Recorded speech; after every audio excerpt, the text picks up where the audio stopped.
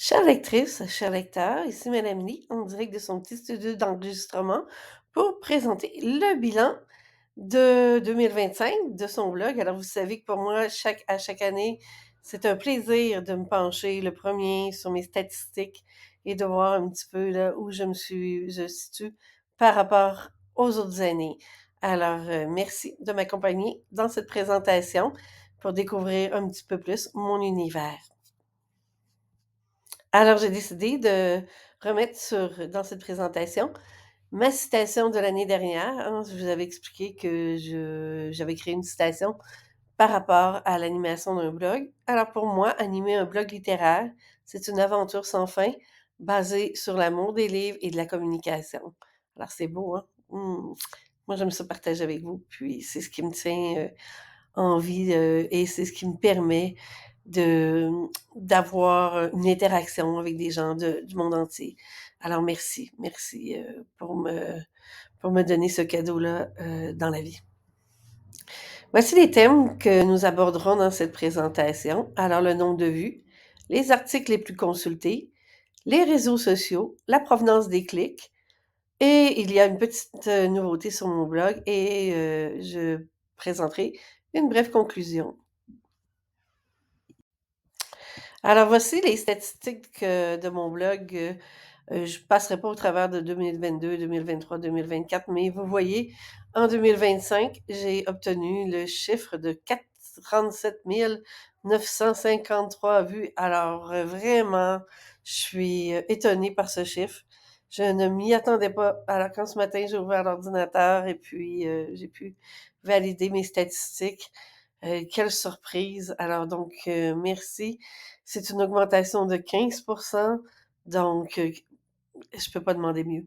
Heu, je suis encore sans mots. Alors les articles les plus consultés. Comme vous pouvez le constater, la position numéro 1 est détenue depuis 2022 par L'insoutenable légèreté de l'être de Mylène Gundera. Alors quel beau livre! Ça aussi, si vous ne l'avez pas lu, il faut absolument plonger dans cette histoire pour en découvrir toute sa richesse, toute sa puissance. Donc, c'est un premier choix que je dirais qui est première position qui est méritée pour ce grand livre. La deuxième position est détenue cette année par Le vent en parle encore de Michel Jean. Si vous n'avez pas lu ce livre non plus, cette histoire, je vous invite à aller dans votre librairie indépendante préférée, le commander ou encore le sortir de votre bibliothèque municipale et de le lire. Ça parle évidemment des pensionnats, du fait que les enfants autochtones ont été arrachés à leur famille, à leur culture, et on a voulu en faire des, des citoyens canadiens qui vont à l'école normale, loin de leurs racines. Donc, et on a voulu aussi leur imposer la religion catholique. Alors, un livre qui parle de d'une aberration qui s'est déroulée au Canada. Et pour terminer, en 2025, la position numéro 3 est détenue par La grosse femme d'à côté est enceinte de Michel Tremblay. Donc, je suis ravie dans mon top 3 de livres québécois. Alors, bravo, vive le Québec et on continue de lire de la littérature québécoise. Merci. Alors, les réseaux sociaux. Je sais plus qu'est-ce que je dois faire avec ces derniers.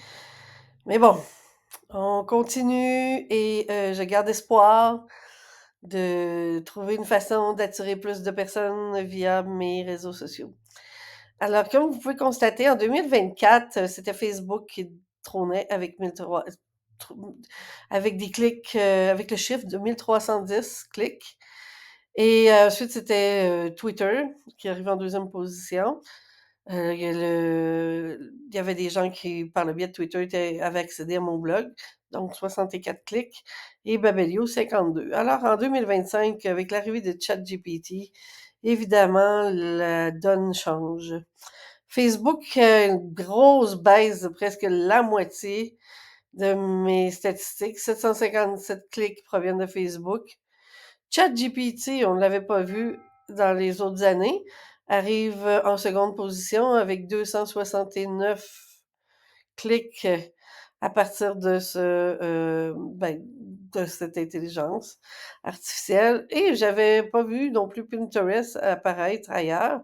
Donc, un 55 clics, je paye presque jamais, clics qui proviennent de Pinterest vers mon blog. Alors voici mes statistiques en ce qui concerne les réseaux sociaux. Alors, maintenant, d'où viennent les internautes qui visitent le blog de Madame Lee? Bon, on le sait, la première position est détenue par le Canada. C'est normal, que voulez-vous? Je suis canadienne, je suis québécoise, donc merci. Ce serait un peu étrange que le Canada n'arrive pas en première position. Alors, cette année, j'ai eu une augmentation quand même intéressante. J'ai eu 23 346 vues du Canada, donc bravo. En ce qui concerne la France aussi, j'ai eu une belle augmentation. 2024, on était à 13 300 et cette année, on est à 17 590. Alors merci, cher public français, chers internautes. Vous me touchez vraiment en venant me voir, en lisant mes articles et en vous intéressant à mon contenu. Les États-Unis aussi, une belle augmentation, ben non, une diminution, pardon. J'avais 1587, non, pardon. La Belgique était en troisième position l'année passée et cette année, ce sont les États-Unis, alors qu'ils ont détrôné la Belgique. Alors cette année, les États-Unis ont passé en troisième position. Ils étaient en quatrième position l'année passée avec 1283 et maintenant, on est à 1400. Alors voilà, vous voyez, il y a une augmentation aussi de la part des internautes américains. Les Belges ont leur intérêt a diminué et bon voilà, hein, la Belgique est passée en quatrième position avec 1397 vues et l'année passée, c'était 1587 vues. Alors, il y a une diminution du côté du public belge. Alors, mais en ce qui concerne la provenance des clics, je suis quand même bien satisfaite. Alors, merci, cher internaute. Alors, cette année, il y a une nouveauté sur le blog de Madame Lee. Alors, oui, cette année, j'ai décidé de me lancer dans l'écriture de chansons. J'adore écrire et pour moi, écrire des chansons, ça me permet d'aller toucher ma sensibilité, d'aller me mettre dans la place de des personnages, de je sais pas, c'est une façon de créer qui me rejoint, tout particulièrement. Et bon, j'ai avec une amie, Dominique Nadia Villemer, on a créé un album dédié aux femmes qui ont marqué l'histoire canadienne. Alors, si vous allez sur mon blog à www.madamely.ca, j'ai créé un nouvel onglet et ça s'appelle Quelques chansons de Madame Lee. Alors, vous allez pouvoir voir qu'il y a le titre de l'album Femmes et j'ai écrit aussi en collaboration avec Dominique Nadia Villemer. Et c'est cet album qui parle de l'histoire des femmes au Canada. Et chaque femme a existé et a marqué cette histoire. Donc, c'est vraiment intéressant. On a fait cet album-là dans un but pédagogique pour faire découvrir aux jeunes qui sont les femmes importantes pour le Canada. Et ça a été un travail, je dirais, magique de collaboration. Mon amie Dominique Nadia Villemer est atteinte aussi d'une maladie chronique. Elle souffre de l'encéphalite myalgique, tandis que moi, c'est plutôt mes muscles, puis la fatigue chronique au complet. Mes muscles et fatigue chronique. Donc, on est deux personnes qui travaillons quand on peut.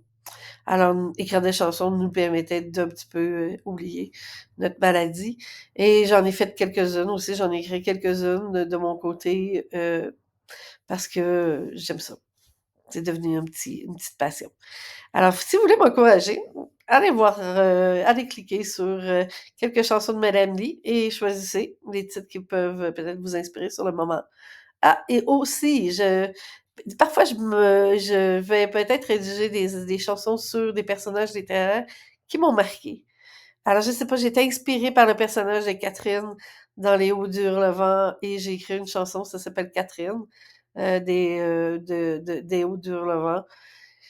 Donc, je pense que ça s'appelle Catherine de Hurlevent. Et je vous invite, si vous avez aimé comme moi le livre d'Emily Brontë, d'écouter la chanson. Dites-moi ce que vous en pensez. J'aimerais savoir un petit peu de rétroaction de personnes qui ont déjà lu le livre. Alors, voilà, nouveauté sur le blog de Madame Lee.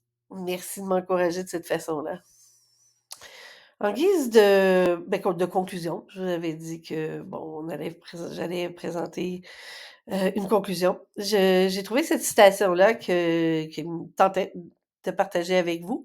C'est tiré du livre de Alberto Manguel, Journal d'un lecteur, alors que j'ai sorti de la bibliothèque. Et voici comment ce dernier parle de livres. Il y a des livres que nous parcourons dans l'allégresse, oubliant chaque page lue, sitôt tournée la suivante. D'autres que nous lisons avec révérence, sans les oser, ni approuver, ni contester. D'autres qui se bornent à nous renseigner et excluent d'avance nos commentaires. D'autres encore que, parce que nous les aimons si fort et depuis si longtemps, nous ne pouvons que répéter mot à mot, car nous les connaissons au sens propre par cœur. Il y en a beaucoup encore qui tiennent de tous ceux-là et qui, au lieu de susciter le silence, respectueux ou ravis, nous aiguillonnent, nous prennent aux épaules, exigent de nous que nous réagissions par une opinion, une réflexion, une question, un souvenir, un désir.